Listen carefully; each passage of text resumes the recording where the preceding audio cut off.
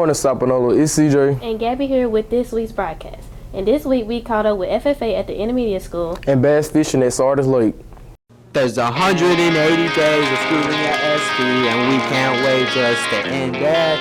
But the annual problem for our generation is finding a good way to spend it. Like maybe building a robot, or fighting a mummy, or climbing up the band tower.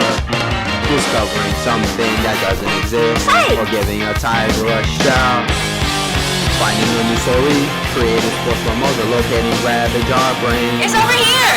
Doing an interview, trying new crazy foods, or driving Tower insane. As you can see, there's a whole lot of stuff to do before school stops in May. Come on, Perry! So stick with us, cause Tiger TV is gonna do it all. So stick with us, cause Tiger TV is gonna do it all. Cockerel, Berta won't stop making football promos. What? Hey Sapanola, I'm Gabby and welcome to today's Friday, May 3rd broadcast of Tiger TV, your home for Sapanola School District News. Let's take a look at this week's top stories. Congratulations to our superstar staff, teachers, and students for the month of April. Sapanola School District would also like to congratulate our 2024 Teachers of the Year. Timmy Weldon, Amanda Hankins, Christy Sanders, Christopher Agnew, Tori Strickland, and Tracy Bright. Batesville Junior High School would also like to congratulate our valedictorian, salutatorian, and historian for our 2024 8th grade class. These students hold the top 3 academic averages for the entire 8th grade and will be recognized during our 2024 promotion ceremony.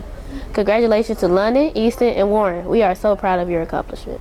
SBFFA members assisted Mississippi Farm Bureau with Ag in the classroom presentation today at the Batesville Intermediate School. The program consisted of a 40-minute dairy session. Members started off with the story time, The Cow in Patrick O'Shaughnessy's Kitchen. Students went through a cow milking station. FFA officers helped distribute cream to every student to shake it up in order to make butter. Finally, after shaking the cream to make butter, students enjoyed it with crackers. Hi, I'm Hannah, and we went to the intermediate school with FFA as they did ag in the classroom. My name is Mr. Carter. I teach ag animals and ag mechanics at Sapanola High School. Today, Farm Bureau is doing some ag programs for the children here at the intermediate school. Part of it is making whipped cream out of milk. Another part is milking a cow for water, show how you actually milk a cow, and they're also doing other small classes of reading books to the students here at intermediate school. But FFA officers are here to assist Farm Bureau with the program they're doing today. I think this is our first year, but we normally come to read to the students, and we also do some activities. But this is our first year doing the Farm Bureau program.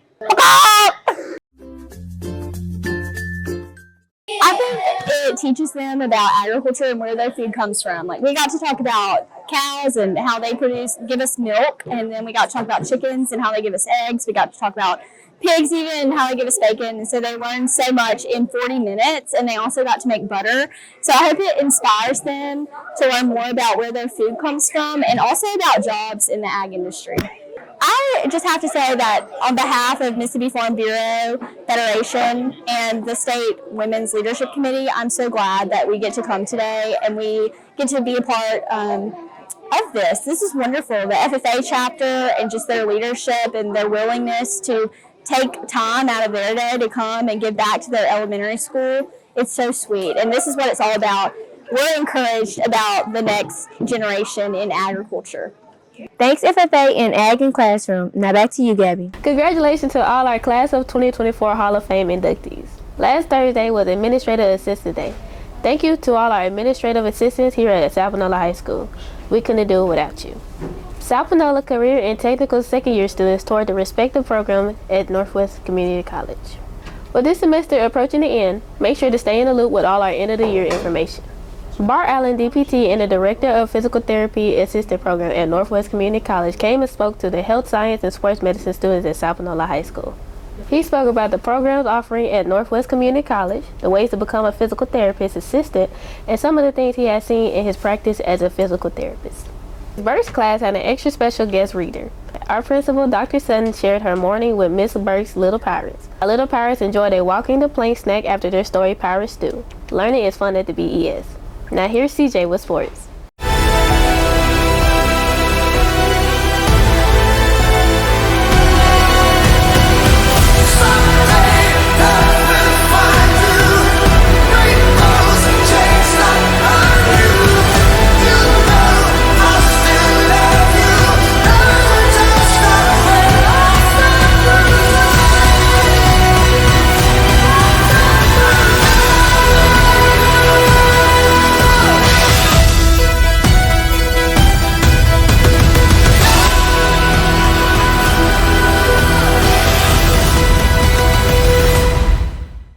What's up, Tigers? I'm Carlos here with today's sports news.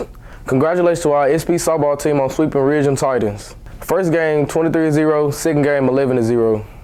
SP baseball will be hosting tryouts for 2024-2025 school year. Junior high tryout will be on May 14th and high school tryout will be on May 15th. Tryouts will begin 3:30 each day at the baseball facility. You can find a Google form in the description below. Be sure to have a physical. We caught up with our bad fishing team in Sardis to see what it's really like. Okay, we're here at Sardis today. We're gonna do a little bass fishing, get a little promotion for our team. I'm Jeffrey Russell. And I'm Griffin.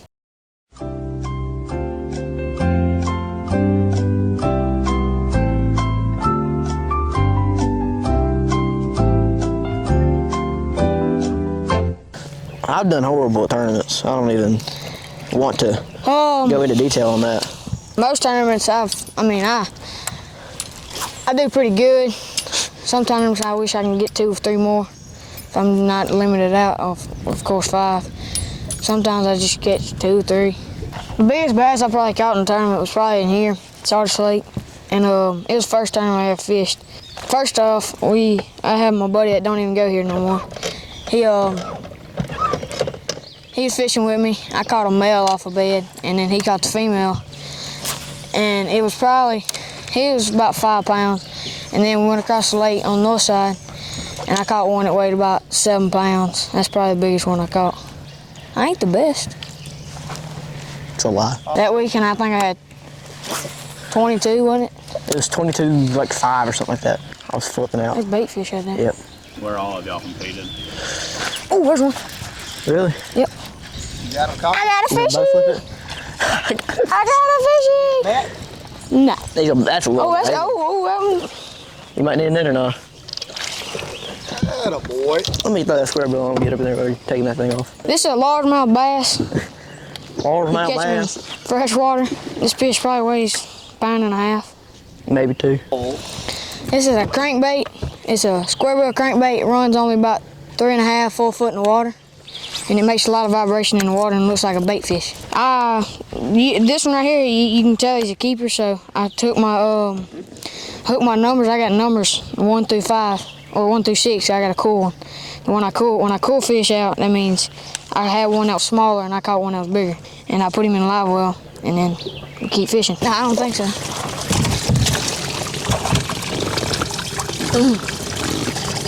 What are you gonna do? It gives it oxygen when that water hitting the water like that, and it circulates.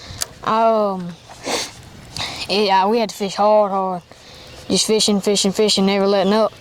But yeah, sometimes I can catch them pretty quick. Like that first tournament he was talking about when I caught all them big fish and caught that 22 pounds. We caught one male, the third cast, and then one of my buddies caught one. The second cast after I caught one, and then we just started catching them. So, chartreuse and white spinnerbait. It's like the most common spinnerbait color, very generic. If nothing's really biting, it's dirty water, throw this. On these rocks, I'm trying to slow roll it because the fish are going to hang tight to the rocks because that's like their only root structure right out here. So you got to slow roll it to get it deeper because if you burn them in too fast. And what it does, these little blades, as soon as they catch water, they start spinning, which causes vibrations and flash, which sounds like bait fish. Johnny Morris Signature Series spinning combo, it's just a 6-0 gear ratio, which means every time you crank it once, the little thing spins 6 times. So you get a good faster retrieve. And then the thing I like about spinning poles is if you're fishing close, you can flick them a little easier than a bait caster. It's just an all-around pole for good, like if you're a beginner. You either got your button press or your spinning pole. I'd probably go with the spinning pole because they got a little bit more power to them. This is a Signature Lose KVD. It's a good reel. When you're throwing out, you need to keep your thumb on the spool at all times so you don't backlash. And what a backlash is when it throws out too much, the line will get all wrapped up and it'll get a big old knot right here. That's why on a bait caster, you gotta always keep your thumb just on the edge of it like that. I think we have, how many boats we got? We got like 4 or 5 I think right now? 6 for Sapanola. We got Lafette that comes, Southpaw on top. That's it, ain't it? Yeah, that's it right now. We're wanting any school that wants to come fish. Bell's closed. Right now what I'm doing is checking the burrs in my line. When you get hung up on them rocks, it'll burr it up real bad and it'll break off you a big fish. I was in England one day and I forgot to do it one day. It was probably the last 30 minutes of the tournament. I hooked a 6-pounder and lost him right at the boat.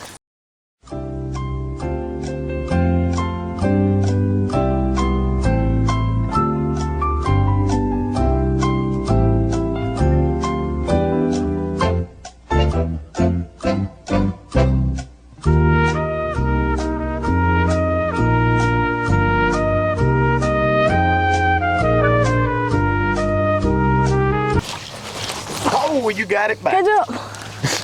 He said heads up after it hit the water. Looks like just a bag. It looks like a fish. Piece of trash. That, my friend, is the backlash. Yep. In case you can't tell. Here, you see, I got the line. I fold it in the double. This wind is ripping. I feed it through this hole. Pull it out while it's in the double. You can cross the other double. You can go through it, tie a knot like that. You can have this loop like that. What I do, you don't personally have to, but I lick it. So that it slides. And you fold it up in there like that. Just fold that loop right over the bait. And pull that tight. And that knot is called a polymer knot, and it never break. A turtle. Or snake, probably. Oh my probably. gosh. First cast. Backline. Well, I was throwing in the wind. That probably was the main problem there. I think you're good, Jeffrey says three.